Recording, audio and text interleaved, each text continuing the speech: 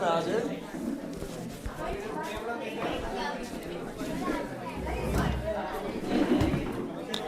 पहले ही बोल रहा था सर कल नहीं आऊंगा मैं।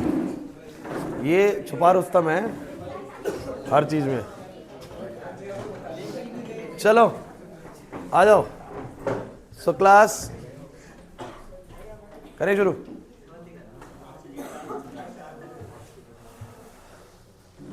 देखो पहले एक बार ना इस टॉपिक को आप लोग देखो ढंग से।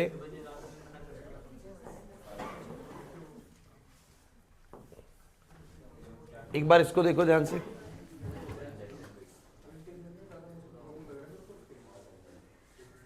किसके क्वेश्चन ज्यादा मुश्किल लग रहे थे?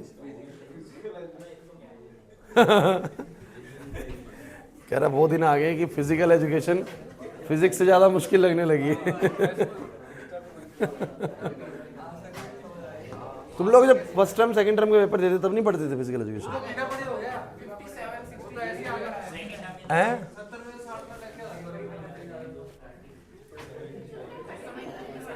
क्लास देखो ज्यादा क्वेश्चन बचे नहीं है। टोटल मेरे को लगता है कि 36 25 क्वेश्चन बचे बस। अच्छा देखो जितना हमने लास्ट क्लास करा था मैं आपको बता रहा हूँ कि जैसे हमने कूलम्स लॉ के ऊपर ये सारे क्वेश्चंस बनाए थे। उसके बाद इलेक्ट्रिक फील्ड पे तो इजी क्वेश्चंस थे। बस ये थोड़ा सा अच्छा क्वेश्चन ये वाला था, है ना, याद आ रहा हो तो आप लोगों को v = u + at लगाना था। ठीक है, इसके बाद ये फ्लक्स वाले जो आपको करवाए थे सिलेंडर वाला समझ में आ गया था आप लोगों को। और फिर तो इलेक्ट्रिक डायपोल के तो भैया ऐसे ही क्वेश्चन थे, नकली क्वेश्चन है सारे, ये तो हो ही जाने। अब गॉस लॉ से शुरू करेंगे भाई, ठीक है। लेकिन मैं शुरू कराने से पहले थोड़ा सा कुछ एक टॉपिक समझाऊंगा आप लोगों को। आप लोग एक बार टॉपिक समझ लो फिर वापस से उस पर आते हैं, ठीक है। फाइनलाइज कर रहा हूँ सारे टॉपिक्स, उसके बाद सीधा क्वेश्चन बनाएंगे। जो 25-26 क्वेश्चन बचे खत्म हो जाएगा। तो मुझे तुम एक बात बताओ, कोई भी मेरे पास एक सरफेस है, मान लो ये सरफेस है मेरे पास, इस सरफेस में से कुछ इलेक्ट्रिक फील्ड लाइंस क्रॉस कर रही है, मतलब इसको काटती हुई चीरती हुई जा रही है। तो कितनी फील्ड जा रही है ये निकलता है फ्लक्स से, है ना। तो फ्लक्स क्या होता है बोलो, EA cos थीटा। वो डिपेंड करता है कि इलेक्ट्रिक फील्ड कितनी स्ट्रॉन्ग है, मतलब क्राउडिंग ज्यादा है कि कम है, एरिया कितना बड़ा है और किस एंगल पर ये अलाइंड है ना। आपको भी लगता है इन तीन चीजों पर मैटर करना भी चाहिए, इलेक्ट्रिक फील्ड की स्ट्रेंथ पर, एरिया पर और एंगल पर। दूसरी बात ये कि एक तो हो जाता है सीधा फाई इक्वल टू बोलो क्या, EA cos थीटा, ये वाली बात याद रहेगी। दूसरी चीज ये कि इन्होंने ये कहा कि अगर कभी भी मेरे पास एक पूरा सरफेस क्लोज्ड है, पूरा सरफेस क्लोज्ड है और अंदर Q चार्ज रखा हुआ है, तो इस क्लोज सरफेस से जो फ्लक्स पास होगा वो कितना होगा, Q/ε0। मतलब कि अगर आपको बॉडी के अंदर का चार्ज पता है ना, तो सीधा आंसर लिखिए Q/ε0। और अगर आप वैसे भी निकालोगे ना कि छोटे छोटे सरफेस पे जाके आप EDS cos थीटा करोगे, बट इस EDS cos थीटा अभी तो मैंने सिखाया आप लोगों को, किसी भी सरफेस में से कितना फ्लक्स पास होगा, कितनी नंबर ऑफ फील्ड लाइन पास होंगी, EA cos theta, EA cos theta. तो मैंने कहा अगर मैं छोटे छोटे सरफेस पे भी जाके EDS cos थीटा को जोड़ूंगा, छोटे छोटे सरफेस पे भी जाके EDS cos थीटा को जोड़ूंगा, मतलब EDS cos थीटा इधर का, EDS cos थीटा इधर का, मतलब थोड़ा सा फ्लक्स यहाँ का, थोड़ा सा फ्लक्स यहाँ का, तो वो किसके बराबर आएगा, जितना चार्ज अंदर है अपन में बोलो क्या, ε0। ये वाली बातें आपको समझ में आ जाती हैं। अब मैं तुम लोगों को कुछ बातें और ऐड करता हूँ जो हमने पहले पढ़ी हुई हैं, तो हमें बस उनको एक बार थोड़ा सा बस ध्यान कर लेना।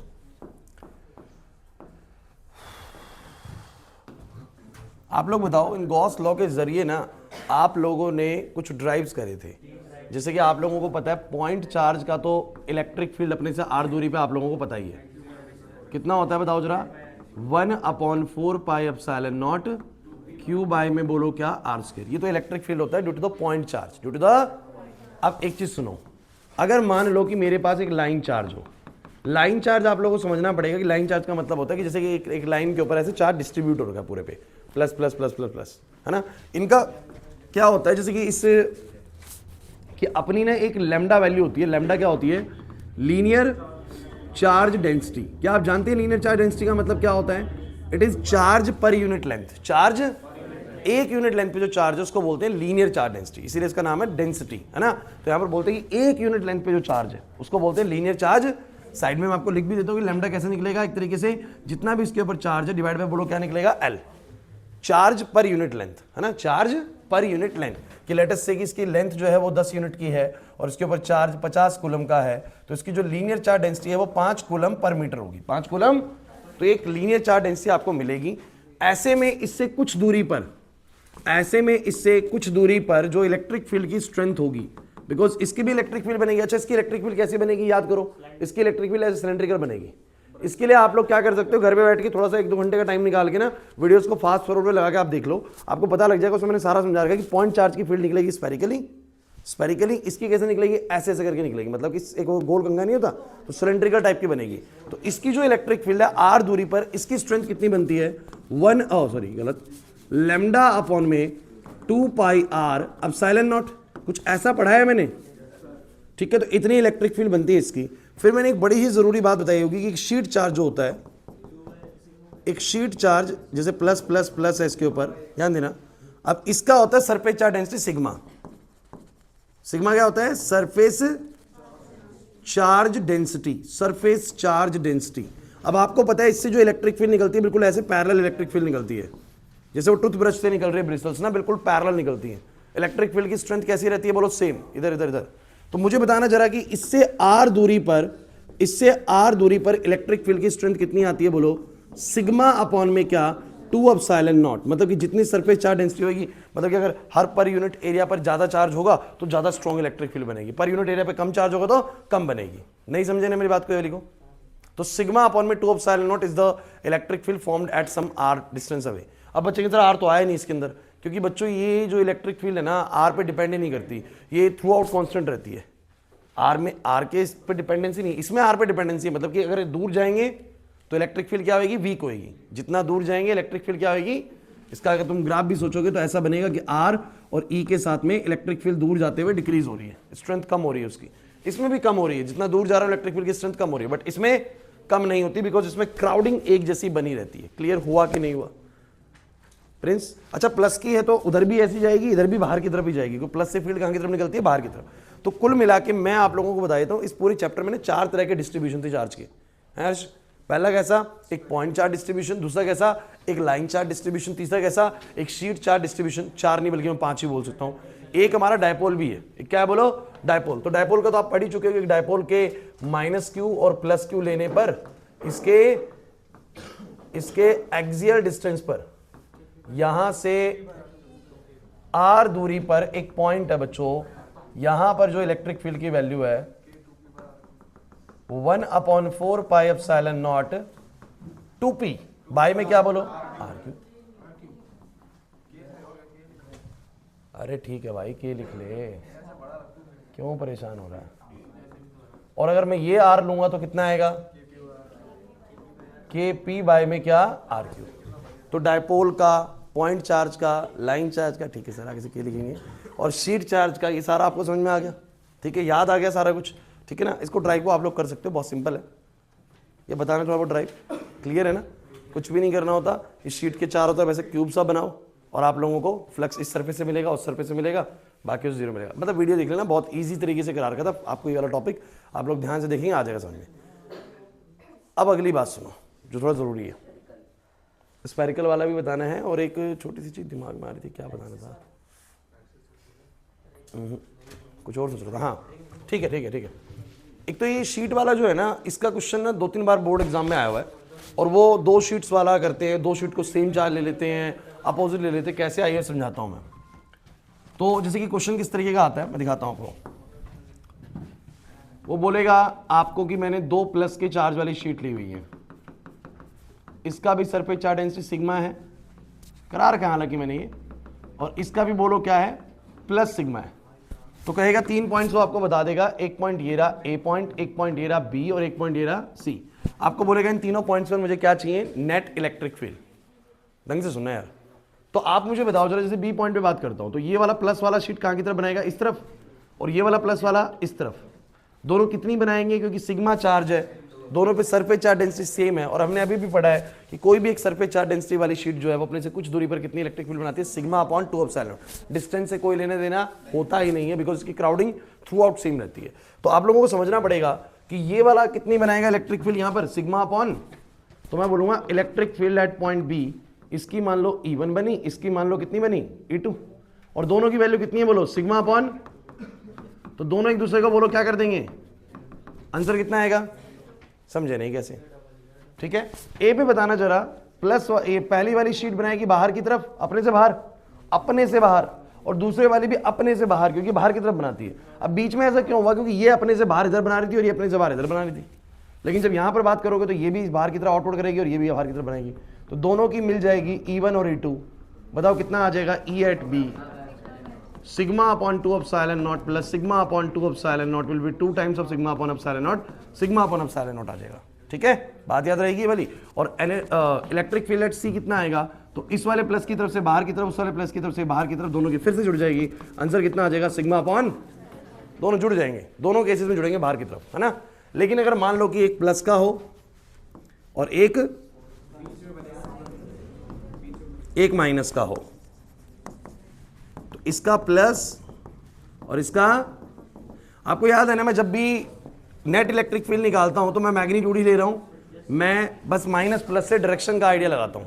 तो मुझे बस ये बताओ, जैसे ए पॉइंट है हमारे पास, तो ए पॉइंट पर ये प्लस वाला कहां की तरफ बनाएगा, बाहर की तरफ। कितनी बनाएगा प्लस वाला बाहर की तरफ, sigma upon 2 epsilon not. Plus वाला बाहर की तरफ बनाएगा sigma upon 2 epsilon not. Minus वाला अपनी तरफ बनाएगा कितनी, कुछ बच्चे कहेंगे सर अगर माइनस वाला है तो आपने माइनस क्यों नहीं लिया।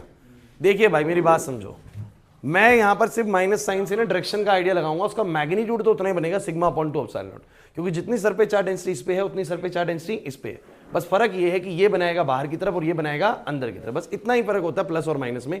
अगर सर पे चार्ज डेंसिटी सेम है तो they form a same strength of electric field, but one forms in outward direction, one forms in the inward direction ना। तो आप लोग ये बोलेंगे कि इस ए पॉइंट पर ये बाहर की तरफ बनाएगा प्लस वाला और माइनस वाला अंदर की तरफ, दोनों का मैग्नीट्यूड बोलो क्या होगा, सेम। याद आ रहा है, मैं जब इलेक्ट्रिक फील्ड कैलकुलेट भी करता था माइनस चार्ज नहीं ले रहा था उसमें भी। तो इलेक्ट्रिक फील्ड एट ए बोलो कितना आएगा बच्चों, 0 हो जाएगा। अच्छा इधर वाले बताओ, प्लस वाला बनाएगा अपने बाहर की तरफ सिग्मा अपॉन में 2 एप्सिलॉन नॉट, माइनस वाला भी बनाएगा अपनी तरफ सिग्मा अपॉन, तो मुझे बताओ इलेक्ट्रिक फील्ड एट बी कितना हो जाएगा, दोनों जुड़ जाएंगे तो बोलो कितना आ जाएगा, सिग्मा अपॉन एप्सिलॉन नॉट। नहीं आ रही बात समझ में। सी वाले पॉइंट पर क्या होगा, फिर से वही बात है, माइनस वाला बनाएगा अंदर की तरफ, प्लस वाला बनाएगा, और दोनों की वो सेम है तो sigma upon 2 epsilon not sigma upon, तो इलेक्ट्रिक फील्ड एट सी 0 हो जाएगा। नहीं है बात समझ में। अच्छा समहाउ पेपर के अंदर कभी उसने ऐसा कर दिया कि एक को उसने सिग्मा 1 बोल दिया, दूसरे को सिग्मा 2 बोल दिया, तो फिर जहां पर जैसे कि मान लो बीच में 0 भी आ रही है, तो फिर आप लोग ये बोलोगे मान लो सिग्मा 1 ज्यादा बोला हुआ, सिग्मा 1 क्या बोला हुआ ज्यादा, सिग्मा 2 क्या बोला हुआ कम, तो इसकी बनने वाली इलेक्ट्रिक फील्ड थोड़ी स्ट्रांग होगी और इसकी क्या होगी, वीक। नहीं समझे मेरी बात को भाई, इसका सिग्मा 1 बोला, उसका सिग्मा 2 बोला, और सिग्मा 1 सिग्मा 2 से बोलो क्या है, ज्यादा वैल्यू रखता है, ज्यादा बड़ी वैल्यू है, तो आप लोग क्या बोलोगे कि E1 की value sigma 1 upon 2 epsilon not ज्यादा है और E2 की वैल्यू सिग्मा 2 अपॉन में अब 2 एप्सिलॉन नॉट बोलो क्या है, कम है। हर्ष नहीं आ रहा समझ में, तो क्या आ जाएगा बोलो, ऐसे आ जाएगा फिर आंसर, सिग्मा 1 अपॉन में 2 एप्सिलॉन नॉट माइनस में सिग्मा 2 अपॉन में 2 एप्सिलॉन, क्योंकि बराबर नहीं है ना, तो कुछ ना कुछ तो बच जाएगा नेट चल। नहीं आई ना मेरी बात समझ में, सॉरी नहीं आई भाई, इसमें शीट्स के बीच का इलेक्ट्रिक फील्ड ऐसे तो निकलता है, ये वाला नहीं आया समझ, दोबारा लिखूँ इसको पक्का।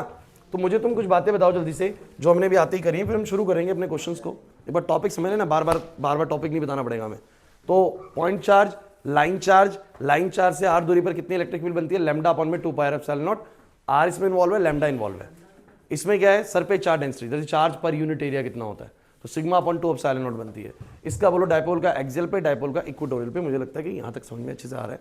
इसके बाद आप लोगों को शीट वाला केस कराया हो जाएगा पक्का।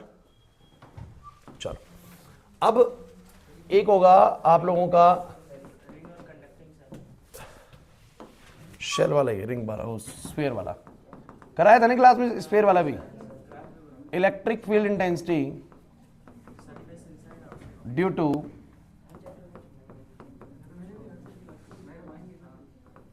स्फेरिकल शेल,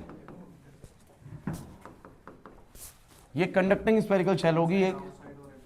एक मैंने कंडक्टिंग कराई होगी, एक मैंने नॉन कंडक्टिंग कराई होगी, अगर याद आ रहा तो। सुनो भाई सुनो, जैसे कि मान लो एक स्फीयर है, इसके ऊपर कुछ चार्ज है। अच्छा सारा चार्ज कहां डिस्ट्रीब्यूट हो जाएगा, बाहर। बहुत अच्छे से समझना इस चीज को, थोड़ा इंपॉर्टेंट है। मान लो तुमने इसको क्यू चार्ज दिया हुआ है और इसका खुद का रेडियस कितना बोलो, कैपिटल आर।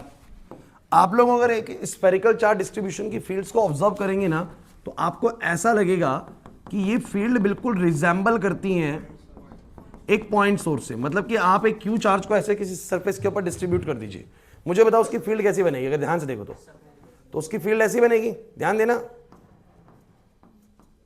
उसकी फील्ड कुछ ऐसी बनेगी, कुछ इस तरीके से।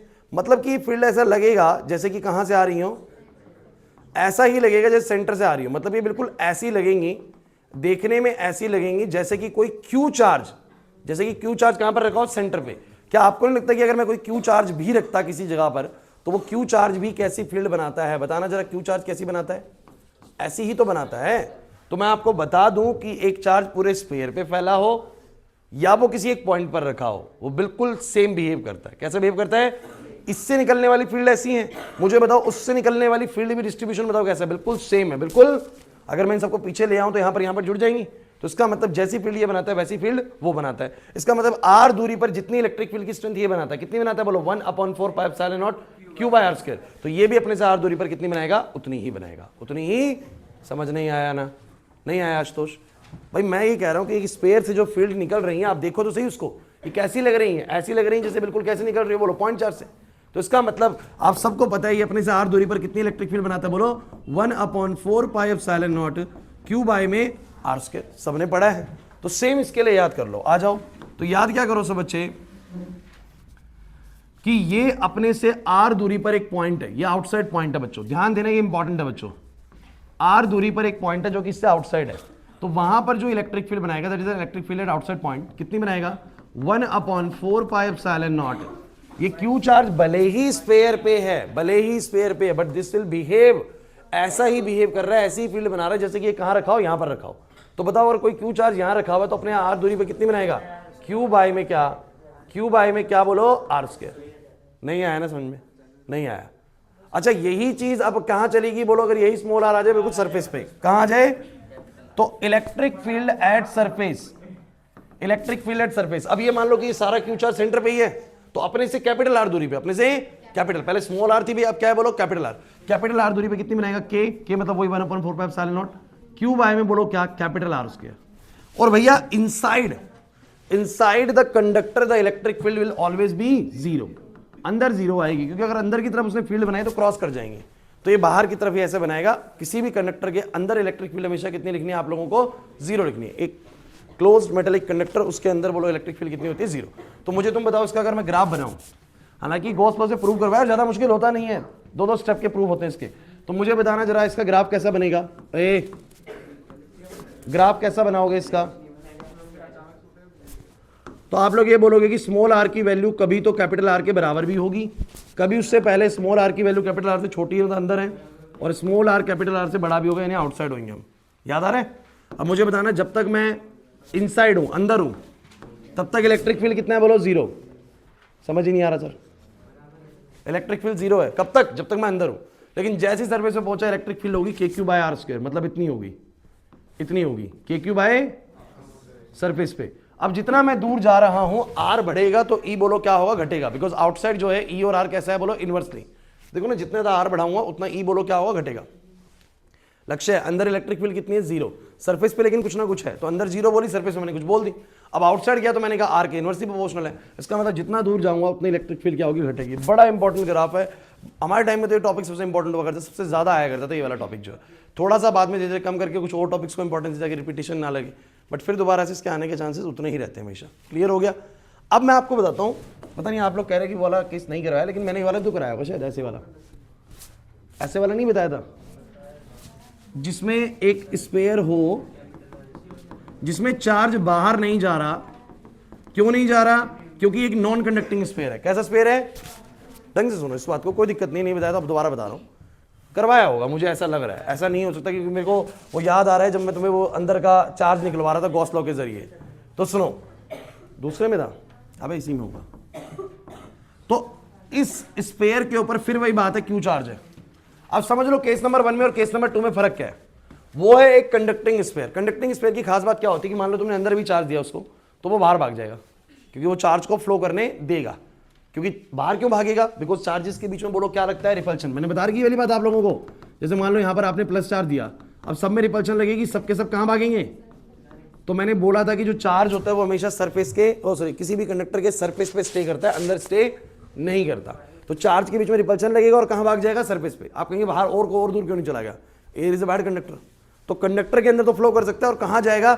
मैक्सिमम दूरी क्रिएट करने की कोशिश करेगा और कहां पहुंच जाएगा? सरफेस पे।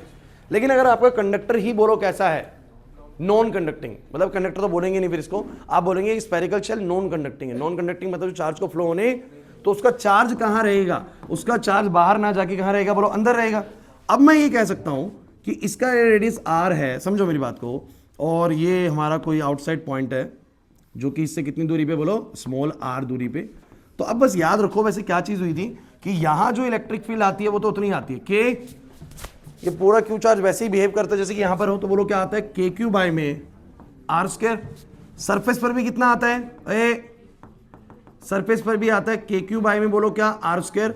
लेकिन इस बार ना अंदर चार्ज है, अंदर चार्ज है तो उसकी कुछ ना कुछ इलेक्ट्रिक फील्ड भी होगी अंदर। इस बार अंदर इलेक्ट्रिक फील्ड जीरो नहीं मिलती। तो ऐसे में जैसे कि ये सरफेस वाला है या आउटसाइड वाला है, तो मैंने इनसाइड भी कुछ इलेक्ट्रिक फील्ड लिखवाई होगी, आप लोगों को लिखवाई थी। तो अंदर जो इलेक्ट्रिक फील्ड मिलती है ई इनसाइड, कितना आया था वैल्यू, किसी को पता है या कैलकुलेट करना पड़ेगा? नहीं करवाया टॉपिक, आधे बच्चे कह रहे करवाया, आधे कह रहे नहीं। एक हुआ पता है क्या होगा, मैं बताता हूं। मैं जब आपको सेकंड चैप्टर करा रहा हूँ ना, तब मैंने ये टॉपिक करवा दिया होगा, टॉपिक यही करवाया होगा, लेकिन क्योंकि उधर और कोई सा, क्योंकि जब मैं पोटेंशियल समझा रहा हूँ तब मैंने करवाया होगा। करवाया तो लग रहा है मुझे, क्योंकि मेरे को थोड़ा सा ऐसा आ रहा है दिमाग में, हाँ, जिसमें आर के डायरेक्टली प्रोपोर्शनल होगा।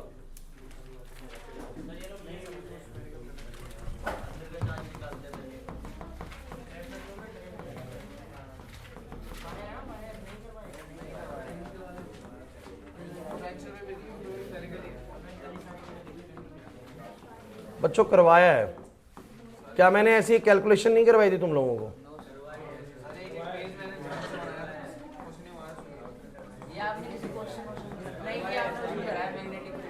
नहीं भैया करवाया होगा।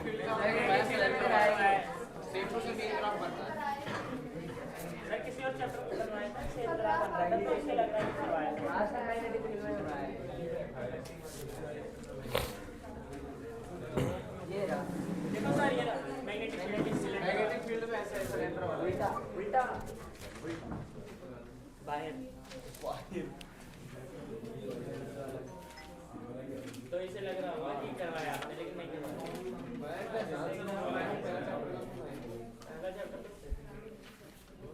ठीक ठीक ठीक ठीक, हो सकता है, हो सकता है। अब कर लेते, कोई दिक्कत नहीं है। तो आप लोगों ने जैसे फ्लक्स का फॉर्मूला पढ़ा है ईडीएस कॉस थीटा, तो ईडीएस अगर मैं अंदर एक सरफेस लेता हूं, एक सेकेंड, तो ई इंटू में 4 पाई आर स्क्वायर बराबर में क्यू अपॉन में एप्सिलॉन नॉट। अब अंदर चार्ज जो आएगा वो कितना आएगा, अगर 4 पाई आर स्क्वायर में से चार्ज जो है वो क्यू है, तो 4 पाई स्मॉल आर स्क्वायर में से होगा क्यू बाय में 4 पाई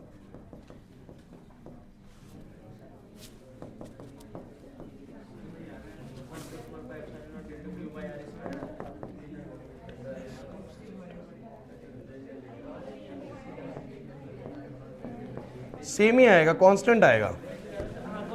अंदर इलेक्ट्रिक फील्ड सेम हो जाएगी, अंदर इलेक्ट्रिक फील्ड सेम हो जाएगी, सेम हो जाएगी। चलो चलो चलो सुनो, देखो ऐसे में ना इलेक्ट्रिक फील्ड बस देख लेना चाहिए कहीं, एक बार मुझे वो देना एमटीजी, देखना कहीं गलत ना हो जाए कुछ इसमें, दिखाना एक बार एमटीजी मुझे। पहली बात पता नहीं नॉन कंडक्टिंग आपके इसमें है भी या नहीं है।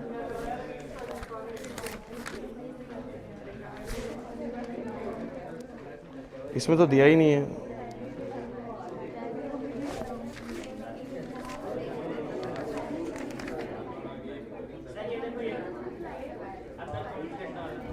वो V होगा, पोटेंशियल होगा।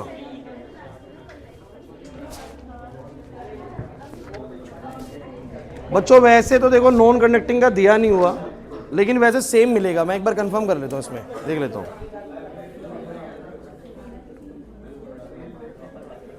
एक मिनट दो मुझे, कंफर्म कर लेता हूँ, देखो गलत ना हो उसमें।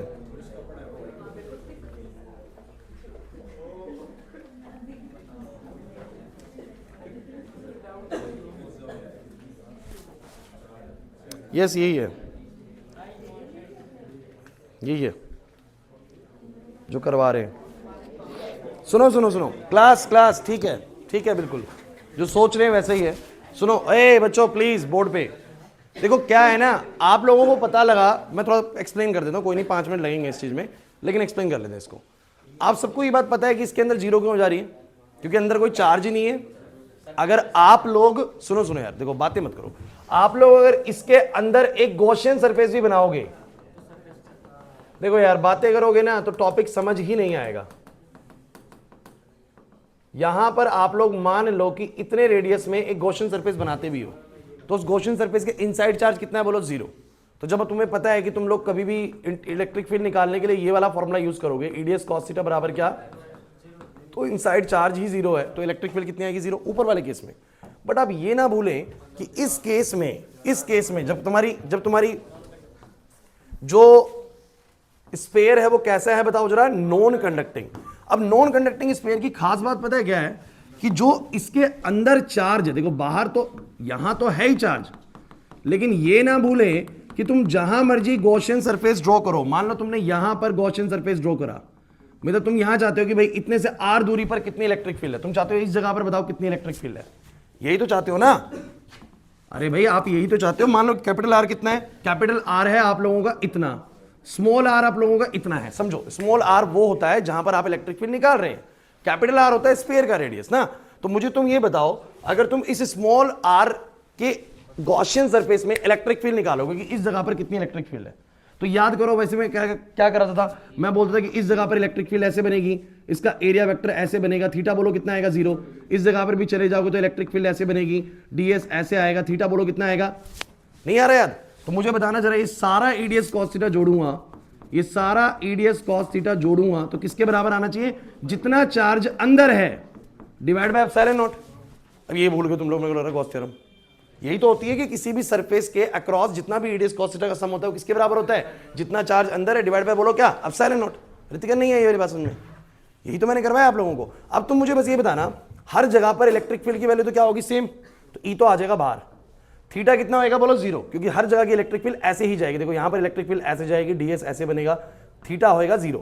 तो मैं कहूंगा ई कॉस 0 और इंटीग्रेशन किसका होएगा बोलो? डीएस का, छोटे छोटे डीएस का, छोटे छोटे डीएस का। चिंता मत करिए। अंदर कितना चार्ज होगा एक बार ये थोड़ा सा इंपॉर्टेंट ट्विस्ट है। आप मुझे बताओ इस पूरे के पूरे स्फीयर पे कितना चार्ज है? क्यू। तो मैं बोलूंगा कि पूरे 4 पाई आर स्क्वायर के एरिया पर क्यू चार्ज है। 4 पाई आर स्क्वायर पे कितना चार्ज है? क्यू।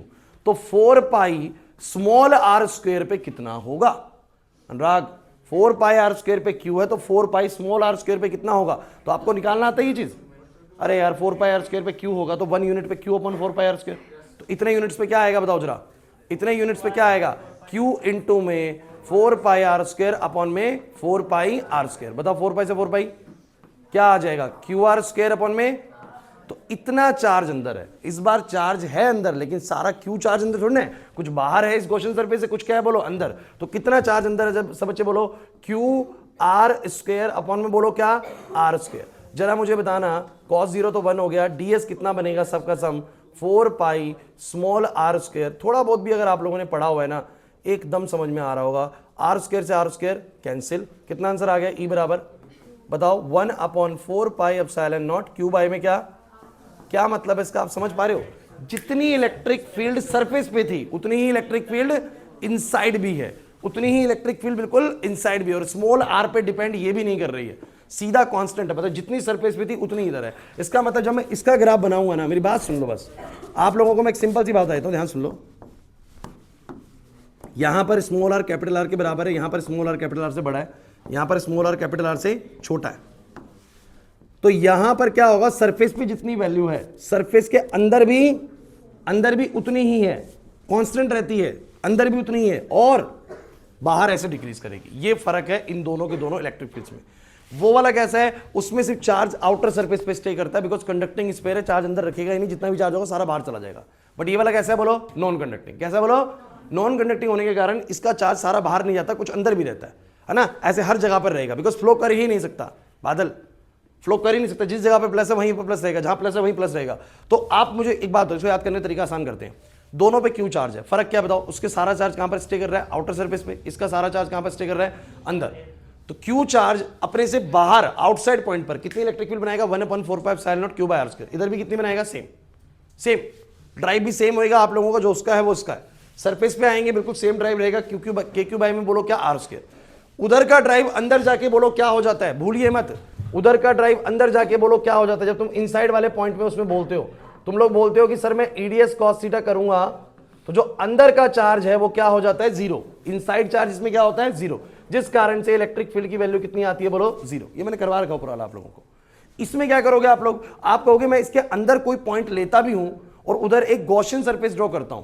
अब तुम्हें ड्राइव भी याद नहीं आ रहे होंगे कैसे हम इलेक्ट्रिक फील्ड निकालते थे।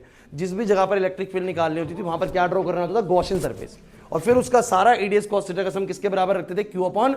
अगर तुमने अच्छे से पढ़ा हुआ है ना जो मैंने पढ़ाया है, तो यही शब्द मैं बार बार रिपीट करता था। जिस जगह पर तुम्हें इलेक्ट्रिक फील्ड निकालनी है वहां एक गॉसियन सरफेस ड्रॉ करो, उस सरफेस पे सारे ईडीएस कॉस थीटा का सम किसके बराबर आएगा, क्यू अपॉन जितना चार्ज अंदर है डिवाइड बाय बोलो क्या एप्सिलॉन नॉट। तो मैंने कहा अगर मुझे यहाँ इलेक्ट्रिक फील्ड निकालनी तो यहाँ पर मैंने एक गॉसियन सरफेस ड्रॉ करा, उसका सारा ईडीएस कॉस थीटा का बोलो क्या करा, सम करा, और किसके बराबर रखा, जितना चार्ज अंदर है डिवाइड बाय बोलो क्या एप्सिलॉन नॉट। अब मैंने बोला ई कॉस जीरो बाहर आ जाएगा, डीएस का सम कितना बनेगा 4 पाई आर स्क्वायर। अरे छोटे छोटे डीएस का सम कितना बनेगा, इसका रेडियस आर तो क्या बनेगा 4 पाई, स्फीयर का सरफेस एरिया होता है।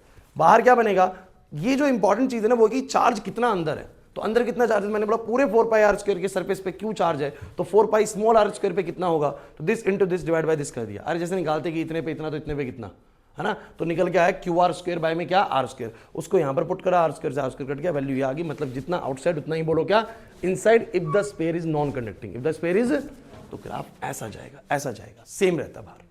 क्लियर हुआ, नहीं आया समझ में। अब आप कहें ना सर ये वाला केस नहीं करा, तो आउटसाइड वाले में सेम रिपीट करना, सरफेस वाले पे सेम रिपीट करना जो पहले वाले का था, इनसाइड वाले में ये कर देना जो मैंने यहां पर कराया। नहीं आया ना पक्का, और चांसेस बहुत रेयर है क्योंकि मेरे को तो नॉन कंडक्टिंग दिख ही नहीं रहा कहीं। हमने पढ़ा हुआ था पहले तो मेरे को लगा शायद करा रखा, तो मैंने करवा दिया आप लोगों को, बस समझ आ रहा है। अब मुझे जितना ध्यान आ रहा है हो गया सब कुछ पूरा, हो गया सब कुछ पूरा। अब क्वेश्चन स्टार्ट कर सकते हैं, और अब क्वेश्चन खत्म ही होंगे सीधा, क्योंकि कोई नया टॉपिक फर्दर नहीं आने वाला। क्या क्या कराया एक बार जल्दी से देख लो, एक बार नजर डालो जल्दी से। आदर्श पॉइंट चार्ज कितनी electric field 1/4 pi epsilon naught Q by are square. एक लाइन चार्ज जिसकी लीनियर चार्ज डेंसिटी लैम्डा है, लैम्डा अपॉन में 2 पाई आर स्क्वायर। शीट बोलो सिग्मा अपॉन में 2 एप्सिलॉन नॉट। क्लियर हो रहा है। उसके बाद डायपोल अपने एक्सियल पे और इक्वेटोरियल पे आपको बता चुका हूं ऑलरेडी। 4 तरह के डिस्ट्रीब्यूशन है। 5वां डिस्ट्रीब्यूशन बोलो कैसा है, स्फेरिकल डिस्ट्रीब्यूशन। ये 2 वाला भी हो जाएगा ना हर्ष। और स्फेरिकल डिस्ट्रीब्यूशन में क्या होता है कि अगर तुम्हारा कंडक्टिंग स्फीयर है, कैसा स्फीयर है बोलो, तो इनसाइड 0 होती है। इनसाइड क्या होती है 0, सरफेस पे कितनी होती है, तो ऐसे याद रखा करो कि पूरा क्यू चार्ज सेंटर में मान लो। कहां मान लो, अब बताओ कैपिटल आर दूरी पे कोई क्यू चार्ज कितनी इलेक्ट्रिक फील्ड बनाएगा, के क्यू बाय में क्या आर स्क्वायर। और बाहर की तरफ स्मॉल आर दूरी पे कितनी बनाएगा, के क्यू बाय में क्या स्मॉल आर स्क्वायर। सेम इसमें होता है बाहर की तरफ और सरफेस पे सेम होता है। बस ध्यान रखो अंदर भी सेम होता है, अंदर भी सेम होता है। जितना सरफेस पे होता है उतना ही अंदर भी होता है। क्लियर हो रहा है कि नहीं हो रहा, बिकॉज अंदर इस बार चार्ज है, याद रहेगा। बढ़ सकते हैं आगे। एक चीज मैं छोटी सी और आपको बता रहा हूं, आप लोग बस उसको सुन लीजिएगा, बहुत काम आने वाली चीज है क्वेश्चंस के अंदर। कभी भी आप लोगों को ना एक ऐसा स्फीयर आए, सुन लो, एक ना आपको होलो स्फीयर देंगे ऐसा ही, सुनो ऐसा होगा, सुन लो ऐसा होगा। ये किसका बना हुआ है, मेटल का, और ये बीच से होलो है। ढंग से सुनना जो बोल रहा हूं, ये 3 से 4 बार प्रीवियस ईयर्स के अंदर आ रखी चीज। आपके पास एक होलो स्फीयर है। होलो का मतलब क्या होगा कि डेफिनेटली वो कुछ ऊपर से कुछ ना कुछ थिकनेस रखता होगा, अंदर से हवा होगी उसके अंदर। मान लो कि ये इसका इंटरनल रेडियस है और ये इसका एक्सटर्नल। समझे नहीं मैं क्या बोला, इंटरनल एक्सटर्नल। अरे यार मेरे पास कोई चीज होलो है तो इतना मान सकते हो ना कि उसकी आउटर सरफेस की कुछ ना कुछ थिकनेस होगी। तो अंदर वाली साइड का R1 रेडियस है, बाहर वाली साइड का बोलो R2 रेडियस। कोई दिक्कत है यहां तक। अब मैं जो बोलूंगा उसको ढंग से सुनना। वो पता क्या बोलेगा आपको, मैंने इस स्फीयर के अंदर एक प्लस क्यू चार्ज को स्टे कर दिया, एक प्लस क्यू चार्ज को मैंने अंदर रख दिया। अब आप मुझे बताइए कि इसके आउटर सरफेस पे कितना चार्ज आएगा। मुझे बताओ अगर अंदर मैंने प्लस क्यू रख दिया तो इसके आउटर सरफेस पे कितना चार्ज आएगा। अब तुम मुझे बताओ अगर यहां पर प्लस क्यू है तो ये तो पूरा मेटल का बना हुआ है, इस मेटल के अंदर क्या हो जाएगा, इंडक्शन हो जाएगा। इंडक्शन मतलब कि इस प्लस क्यू की वजह से माइनस क्यू इधर इकट्ठा हो जाएगा। समझो मेरी बात को, माइनस इस एंड पे इकट्ठा हो जाएगा और प्लस, अरे यार नहीं आ रहा समझ में, प्लस आउटर साइड पे इकट्ठा हो जाएगा। सचिन नहीं आई बात समझ में। तो मुझे बता अगर प्लस क्यू यहां पर आया तो मुझे बता यहां पर कितना आया माइनस क्यू और वहां पर कितना गया। डोंट वरी, टोटल चार्ज अभी भी प्लस क्यू ही है, जितना पहले था उतना ही है अभी भी, बस वो ऊपर जो है ना minus Q plus Q separate हो गया ड्यू टू दिस चार्ज। इस इंडक्शन होता है ना वैसा कुछ हो गया। नहीं आया समझ में?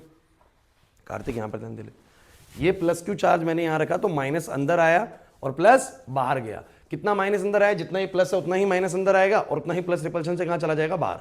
अभी मैं तुमसे पूछूंगी सरफेस पे इस पूरे के पूरे स्फीयर पे नेट चार्ज कितना, बताओ कितना है। क्यू माइनस क्यू, क्यू जोड़ोगे तो कितना आएगा, बोलो क्यू आएगा, जितना पहले था उतना ही, बस चार्ज का सर मेटल के अंदर सेपरेशन हो गया। हर्ष बता अगर मैं माइनस रख दूं तो क्या होगा? सर माइनस रख दूंगा तो प्लस अंदर आएगा और माइनस बाहर जाएगा। क्लियर होता है कि नहीं होता? अच्छा मैं आपसे पूछ लूं कि अंदर वाले सरफेस की सरफेस चार्ज डेंसिटी बताना एक बार। Surface charge density of smaller sphere बताओ, जो छोटे वाला स्फीयर है इसके अंदर, उसकी अगर मैं आपसे सरफेस चार्ज डेंसिटी पूछूं, सरफेस चार्ज डेंसिटी होती है सिग्मा, है ना। सिग्मा क्या होता है बताओ जरा, क्यू बाई ए।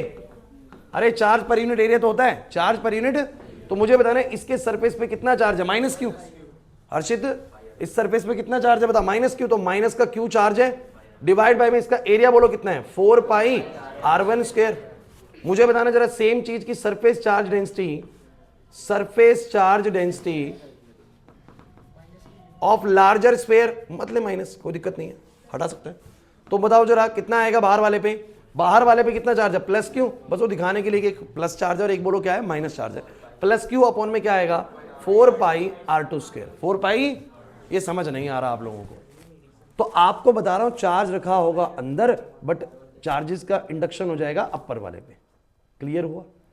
एक क्वेश्चन उन्होंने ऐसे भी दिया था कुछ टाइम पहले, आप लोग मुझे उसका आंसर बता दो फटाफट से, कि क्वेश्चन ही हो रहे हैं आप, ये मैं समझो कि टॉपिक क्वेश्चन ही हो रहा है। जब दिखाऊंगा ये वाला क्वेश्चन तो आपको दिखेगा हाँ सर ये तो हो चुका है।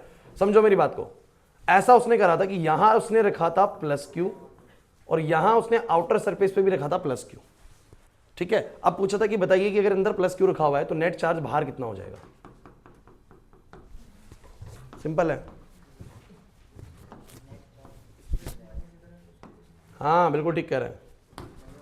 इस प्लस की वजह से माइनस अंदर आएगा, माइनस क्यू अंदर आएगा और प्लस क्यू, तो बाहर का नेट चार्ज कितना हो गया, plus capital Q plus small Q. नहीं आया समझ में रितिका?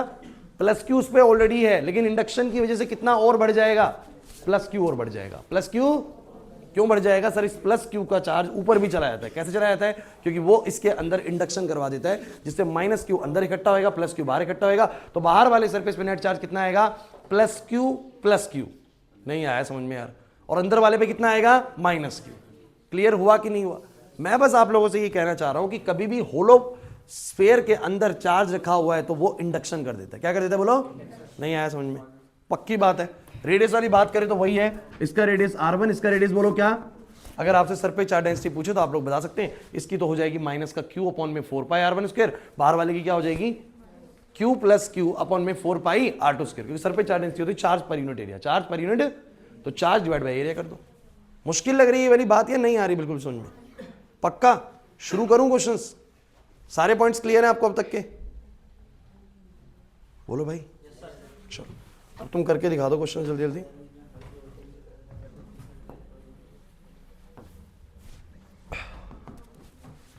अब तुम्हें दिखाता हूं क्वेश्चंस का लेवल बहुत इजी है, जैसा हमने करा है उससे काफी आसान है। आ जाओ पहले पढ़ो question. If the net electric flux through a close surface is 0। Class एक छोटा सा काम यार, पीडीएफ में चेंज कर लेता हूं क्योंकि पीडीएफ भर गई है वाली। समझ आ गया दोबारा तो इस पीडीएफ को नहीं खोलना पड़ेगा ना, याद तो रहेगा जो पढ़ाया। चलो अब देखते हैं। कोई नहीं, टॉपिक कवर हो गए पहले 45 मिनट्स में, अब उसके बाद क्वेश्चंस करने में ज्यादा समय नहीं लगेगा। आज सही कह रहा है यार, आज हुआ था।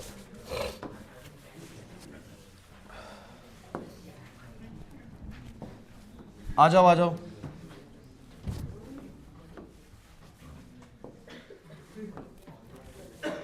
देख रहे दोपहर की क्लास और इस क्लास में बहुत फर्क होता है। दोपहर की क्लास में तो इतना प्रोडक्टिव हो गया आप पढ़ ही नहीं पा रहे थे। पढ़ना जरा क्वेश्चन पढ़ो।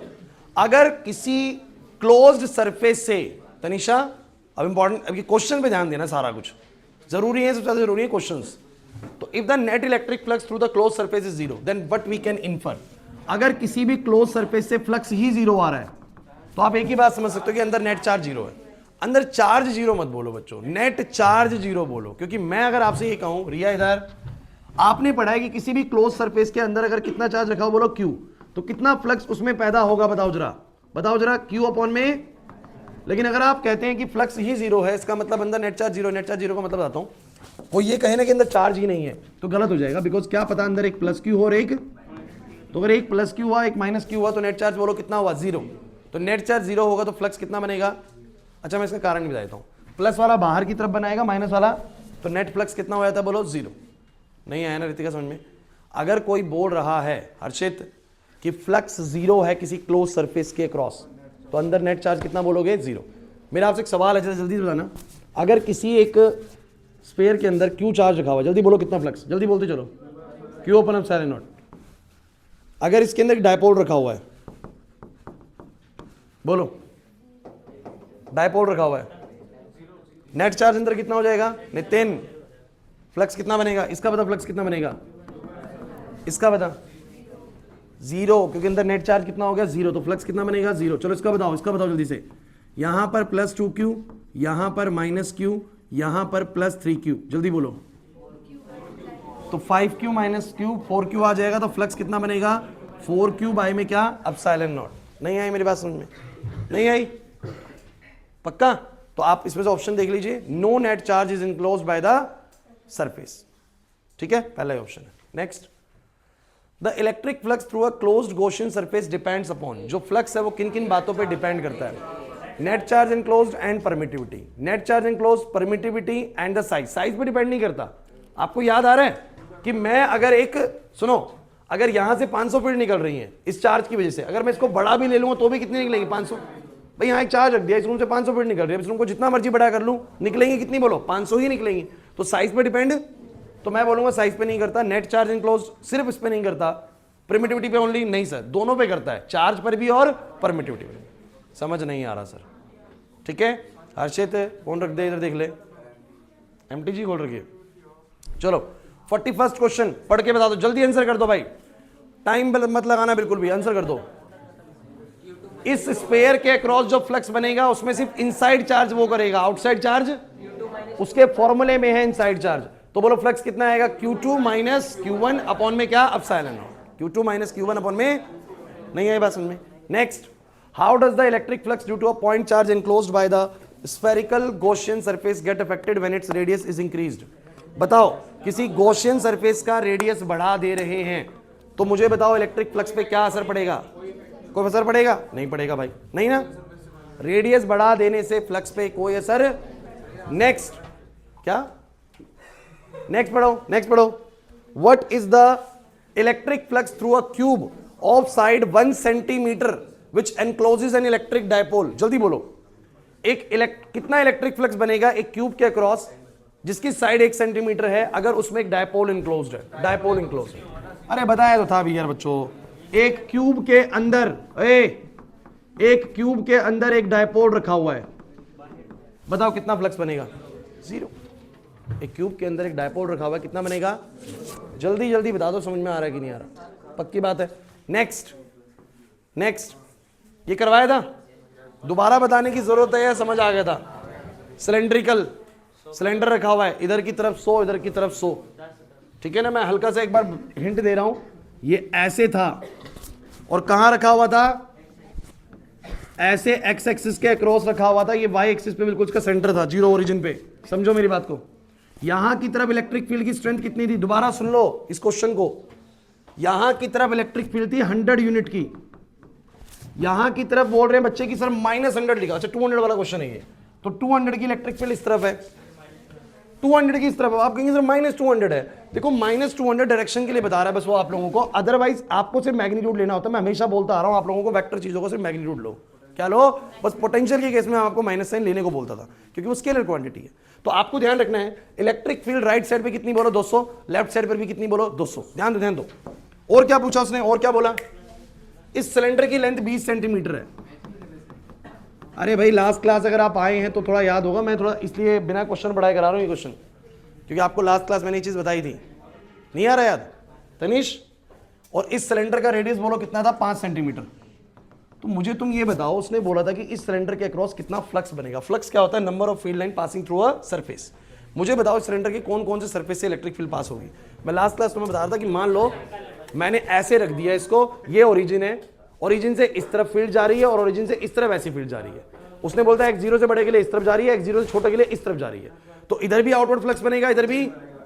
देखो प्लस माइनस कब होता है? जब एक तरफ आउटवर्ड है, एक तरफ बोलो क्या हो, इनवर्ट। ये भी आउटवर्ड है, ये भी आउटवर्ड है, दोनों फ्लक्स जुड़ेंगे। समझो मेरी बात को। तो उसने बोलता है नेट आउटवर्ड फ्लक्स कितना होगा। फ्लक्स का फॉर्मूला क्या होता है? ई ए कॉस थीटा। क्या होता है? तो आप लोगों को सिंपल एक कैलकुलेशन सिखाई थी, दोबारा इसे सिखा रहा हूं, बहुत जरूरी है। मतलब आप लोग लाइटली ना लें इस क्वेश्चन को। इस सरफेस के क्रॉस कितना फ्लक्स बनेगा बताओ? φ2 के क्रॉस कितना बनेगा बोलो इसके क्रॉस? तो आप लोग बोलोगे ई बाहर की तरफ, एरिया वेक्टर बाहर। सुन लो एक बात बड़ी जरूरी, किसी भी क्लोज सरफेस का एरिया वेक्टर हमेशा कहां की तरफ लोगे? बाहर की तरफ। अंदर की तरफ कोई बच्चा नहीं लेगा। सरफेस पे आप निकाल रहे हो फ्लक्स, हमेशा कहां लेना? आउटवर्ड। तो एरिया वेक्टर बाहर, इलेक्ट्रिक फील्ड बाहर। थीटा बोलो कितना हो गया? 0। थीटा कितना हो गया? तो क्या मैंने तुम्हें आज आते ही नहीं सिखाया? एक शीट में से अगर इलेक्ट्रिक फील्ड पास हो रही है, कुछ एरिया है, कुछ एरिया है, कुछ एंगल है, तो बोलो फ्लक्स कितना बनेगा? ई ए कॉस थीटा। सिखाया है? तो मुझे बताना कि जो ये सिलेंड्रिकल का सर्कुलर यहां पर सरफेस बन रहा है, उसके थ्रू फ्लक्स कितना होगा? हर्ष, इलेक्ट्रिक फील्ड 200 की, एरिया बता क्या होगा? क्योंकि पाई आर स्क्वायर होएगा, तो पाई आर स्क्वायर, तो आर कितना बोलो? 0.05 का स्क्वायर और कॉस 0। सॉल्व हो जाएगा? नहीं आ रहा समझ में। इस सरफेस के क्रॉस क्या होगा हर्ष? इलेक्ट्रिक फील्ड बाहर की तरफ, एरिया वेक्टर बाहर की तरफ। सर यही बहुत जरूरी है। थीटा कितना आएगा बोलो? नहीं आया समझ में रितिका? तो मुझे बताओ ई ए बताओ कितना आएगा? बताओ ई कितना बोलो? 200। एरिया बोलो कितना? पाई आर स्क्वायर और कॉस 0। सॉल्व कर लो, आंसर आ जाएगा। तो दोनों तरफ के फ्लक्स को जोड़ देंगे, φ1 प्लस, और नेट फ्लक्स निकल के आ जाएगा आउटवर्ड कितना फ्लक्स आ रहा है। क्लियर हुआ कि नहीं हुआ? क्योंकि इस सिलेंड्रिकल के ना इसी सरफेस से फील्ड निकलेंगे और इससे निकलेंगे, इनसे फील्ड निकलेगी ही नहीं।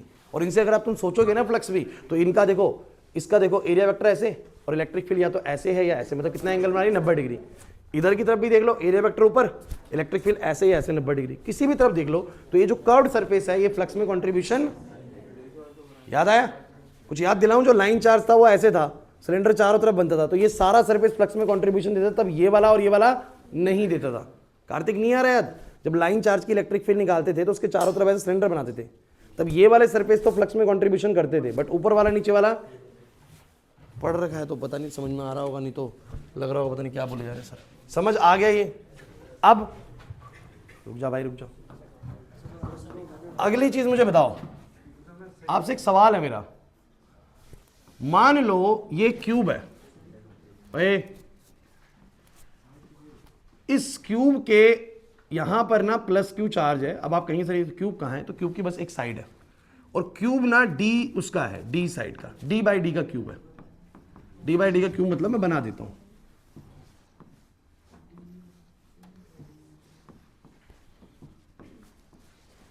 ये डी है, ये भी डी है, मतलब क्यूब है, तो ऑब्वियस सी बात है सारी साइड्स बराबर होंगी। हर्ष कहां देख रहे थे? देखना डी बाई डी की साइड से। अब मुझे बस ये बताओ कि अगर अंदर क्यू चार्ज है, अंदर क्यू चार्ज है, क्यू चार्ज है, एडमिट कार्ड मिल गए? चलो कोई नहीं, वीडियो से कवर कर लेना पिछला जितना भी है। क्लास क्लास क्लास बोर्ड पे मैंने कहा अगर क्यू चार्ज है, सचिन बताएगा इस क्लोज सरफेस में अगर क्यू चार्ज है तो इस पूरे क्यूब से कितना फ्लक्स बनेगा? Q by epsilon not. सुन लेना क्योंकि बहुत जरूरी बातें बोलने वाला हूं, कुछ और भी चीज सिखाऊंगा इस क्वेश्चन की। क्यू अपॉन एप्सिलॉन नॉट बनेगा। इधर गीतांजलि, पूरे के पूरे क्यूब से कितना बनेगा? Q upon epsilon not. अच्छा अगर मैं आपसे पूछूं, ये जो क्यू अपॉन एप्सिलॉन नॉट है, मान लो 600 फील्ड्स है, कितनी फील्ड है? तो कितने सरफेस से पास हो रही होंगी? 1 2 3 4 5 6 सरफेस से पास हो रही होंगी। तो हर सरफेस से कितनी पास हो रही होंगी? 100। अरे यार इस रूम को यहाँ से बंद कर दो, मान लो यहाँ पर एक चार्ज रख दो, और मैं बोलूँ कि 600 फील्ड निकल रही है, तो हर सरफेस से कितने निकल रही होंगी? बराबर ही निकल रही होंगी, बिकॉज फील्ड तो बराबर फेंक रहा है। तो हर सरफेस से कितनी निकलेंगे एवरेजली? 100, तब जाके 600 बनेगा। आदर्श नहीं आ रहा समझ में?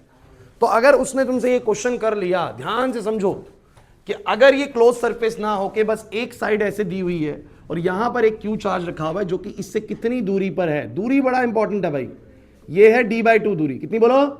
अब आप कहेंगे सर d/2 क्यों? अरे भैया ये तो d/2 पर ही होगा ना, ये पूरा d होगा। तो d/2 दूरी पे है, तो बताओ इस सरफेस से कितना फ्लक्स पास होगा? सिर्फ अकेले इस सरफेस से कितना फ्लक्स पास होगा? तो क्या बोलोगे? बोलो कितना बोलोगे? वैसे तो Q/ε0 पूरे क्यूब से होगा, Q/ε0 पूरे क्यूब से होगा, बट अगर एक ही सरफेस आप दे रहे हो तो कितना आएगा? 1/6 टाइम्स ऑफ Q/ε0। तो इस सरफेस से पास होगा 1/6 टाइम्स ऑफ Q/ε0। नहीं आया ना समझ में? नहीं आई वाली बात समझ। अच्छा बोले कि ऐसे ही बोल देते कभी कभी, ऊपर और नीचे वाले सरफेस से कितना पास होगा? ऊपर और नीचे वाले से कितना पास होगा बताओ?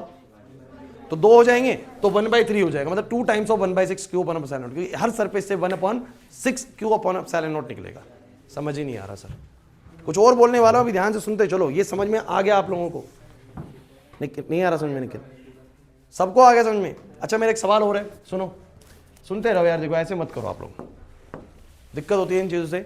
तो एक सरफेस से इतना पास होगा, 2 सरफेस से कितना होगा वो भी समझ में आ गया। अच्छा उसने इसमें क्वेश्चन एक बार ऐसे भी दिया, क्या कहता है?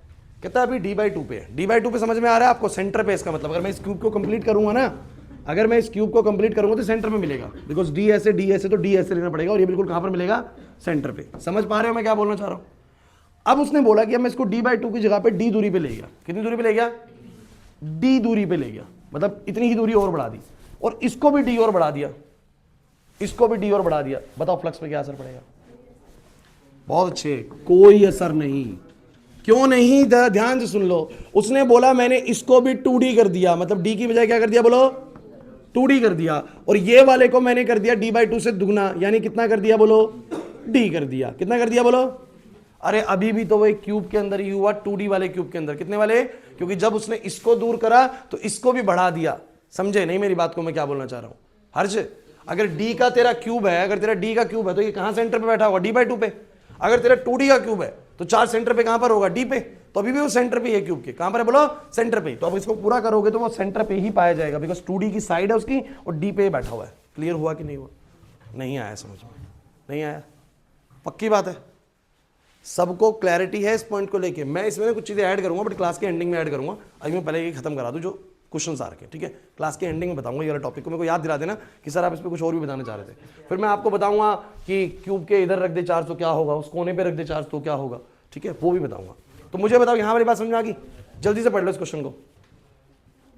एक पॉइंट चार्ज क्यू, हो जाएगा आराम से, टाइम पे खत्म। एक पॉइंट चार्ज क्यू, अबे क्या हो गया?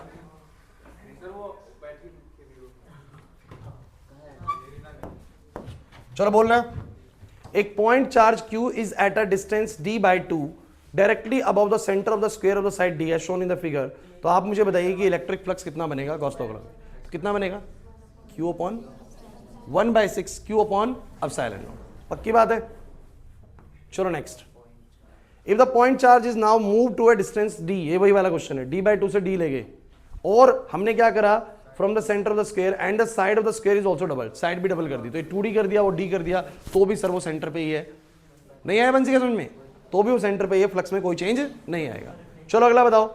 आपको इलेक्ट्रिक फील्ड दी हुई 2xi इलेक्ट्रिक फील्ड। ये बहुत जरूरी क्वेश्चन है भाई, इनको आप हल्के में नहीं लेंगे भाई। 2xi की इलेक्ट्रिक फील्ड है, मतलब किस पे डिपेंड कर रही है इलेक्ट्रिक फील्ड? x पे। जितना मैं x एक्सिस पे आगे बढ़ता जाऊंगा इलेक्ट्रिक फील्ड की स्ट्रेंथ भी उतनी ही बढ़ती जाएगी। समझ में आ रही बात? अब आगे क्या बोलता है? कह रहे इलेक्ट्रिक फ्लक्स निकालो इस क्यूब से, और बताओ एक चीज और कि कितना चार्ज इसके अंदर एनक्लोज्ड है। चलो मैं दिखाता हूं कैसे करना है। क्यूब दिया हुआ है ये, मैं आपको 2 क्वेश्चन कराऊंगा इसके, एक इसमें दिया हुआ है और एक मैं अपनी तरफ से कराऊंगा।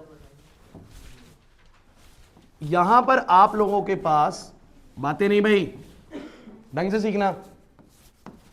क्यूब कहां रखा हुआ है?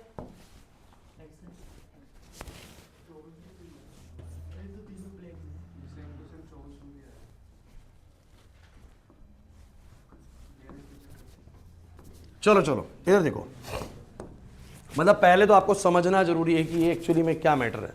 देखिए x y z ऐसे रखा हुआ है, और यहां पर एक क्यूब है, यहां पर एक क्यूब है। आपको लग रहा होगा z पे, उस z पे क्या है? उसको रखा गया है ऐसे ना। समझ नहीं पा रहे आप लोग मैं क्या बोलना चाह रहा हूं? समझ रहे हो?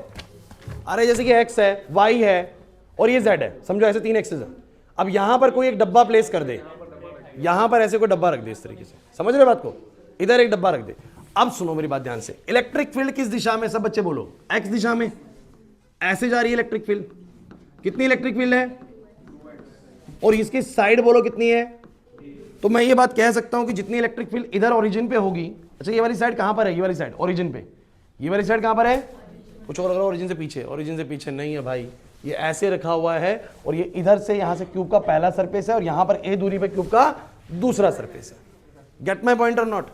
नहीं आ रही बात समझो विकास, नहीं आ रही, दोबारा बता देता हूं, देखो आप समझो, दोबारा समझो, ये मेरे पास एक्स एक्सिस है, ये मेरे पास वाई एक्सिस है, यहां पर जेड है, यहां पर जेड है, और ये क्यूब ने यहां से रखा हुआ है, हर्ष ये क्यूब यहां पर रखा हुआ है, इसका पहला सरफेस यहां पर है, पहला सरफेस यहां पर है और दूसरा सरफेस ए यूनिट आगे, दूसरा सरफेस ए यूनिट, अरे डब्बा तो ऐसे ही रखोगे ना, अब ऊपर का सरफेस, ये वाला सरफेस, ये वाला सरफेस, ये वाला सरफेस, आगे वाला और पीछे वाला, कोई दिक्कत है?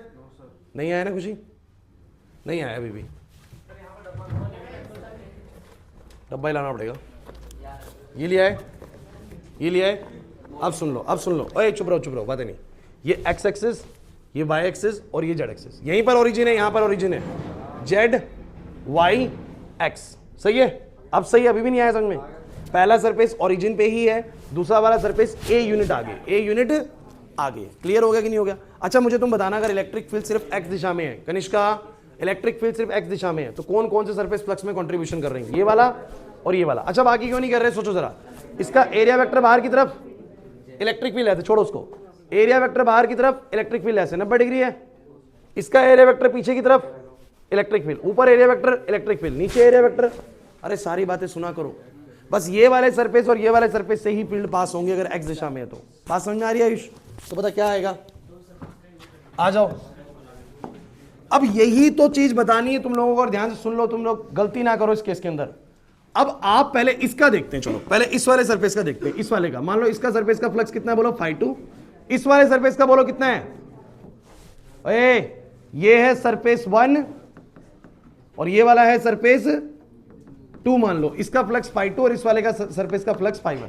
अच्छा बताओ फ्लक्स कितना होता है, EA, मेरा बस आप लोगों से ये पूछना है कि if the electric field is 2x, Tanish 2x की इलेक्ट्रिक फील्ड है, तो मैं जब ओरिजिन पे हूं, पहला वाला सरफेस तो ओरिजिन पे है, तो x की वैल्यू कितनी होती है, 0, तो इलेक्ट्रिक फील्ड कितनी है, तो फ्लक्स भी कितना होगा, क्योंकि सर वहां पर तो इलेक्ट्रिक फील्ड की वैल्यू ही 0 है, वहां पर तो इलेक्ट्रिक फील्ड बनना शुरू भी, जितना मैं आगे बढ़ूंगा इलेक्ट्रिक फील्ड उतनी बोलो क्या होती जाएगी, स्ट्रांग होती जाएगी, क्या होती जाएगी, ऐसी इलेक्ट्रिक फील्ड होंगी ना, ऐसे ऐसे क्लोज होती जा रही होंगी, जितना मैं एक्स पे आगे जा रहा हूं इलेक्ट्रिक फील्ड उतनी बोलो क्या हो रही है, अरे ऐसे मान लो ना, जितना मैं आगे जा रहा हूं इलेक्ट्रिक फील्ड उतनी बोलो क्या हो रही है, स्ट्रांग हो रही है। नहीं आ रही मेरे पास समझ में? तो मुझे बताना, अरे समझे नहीं यार, वो कहना चाह रहा है कि फील्ड्स ऐसी हैं कि जो इलेक्ट्रिक फील्ड एक्स की दूरी बढ़ते हुए स्ट्रांग होती जा रही है। सबको पहला पॉइंट समझ में आया कि मैंने फ्लक्स 0 क्यों बोला? नहीं आया नामिका? अरे पक्का बताओ भाई, आया तो ठीक है, नहीं आया दोबारा बताओ, दूसरे वाले में बताओ कितना आएगा। कौन बच्चा मुझे बताएगा पहले तो, इलेक्ट्रिक फील्ड इस दिशा में है, एरिया वेक्टर कहां की तरफ होगा, क्योंकि हमेशा आउटसाइड लेना है, थीटा बोलो कितना होएगा, 0 होएगा। चलो चलो इधर आओ, इलेक्ट्रिक फील्ड की स्ट्रेंथ कितनी है, 2x लूं या 2a लूं, क्योंकि x की वैल्यू a हो चुकी है, तो इलेक्ट्रिक फील्ड की वैल्यू 2a, इसका एरिया बोलो, क्योंकि a का क्यूब है तो a होगा, बोलो क्या आएगा, a², और बोलो कितना आएगा, cos 0, बोलो कितना आ जाएगा। तो मुझे बताओ नेट फ्लक्स कितना आएगा बच्चों, क्योंकि ये तो 0 ही है, 2a³ हो जाएगा, हो जाएगा। नहीं आया रितिका समझ में? चलो एक क्वेश्चन करके दिखाओ सारे बच्चे, लिखो एक क्वेश्चन मेरी तरफ से, चीटिंग कुछ नहीं करूंगा इधर देख। अच्छा एक बात जो मैं अभी इसमें और उसने पूछी थी, एक सेकंड बच्चों प्लीज, लक्ष्य है, जब उसके अंदर से नेट फ्लक्स इतना आ रहा है तो उसने बोला कि नेट चार्ज बताओ अंदर कितना होगा। तो मुझे बताओ किसी भी क्लोज सरफेस का अगर नेट फ्लक्स इतना है, हर्ष नेट फ्लक्स को तो क्या लिख सकता है, Q अपॉन में क्या, अरे लिख सकते हैं जितना चार्ज अंदर होगा अपॉन में, अरे नहीं लिख सकते। तनीषा नहीं आ रही वाली बात समझ में?